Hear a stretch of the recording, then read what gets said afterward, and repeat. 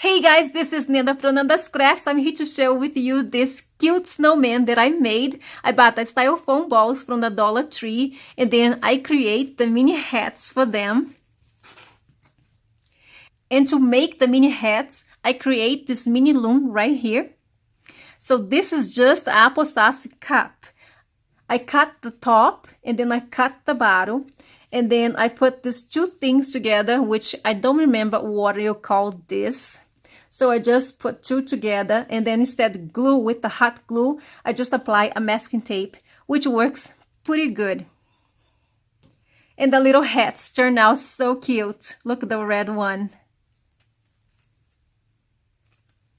And I made the little pom-pom. The holly berry right here is from Hobby Lobby, and the snowflakes is from Walmart.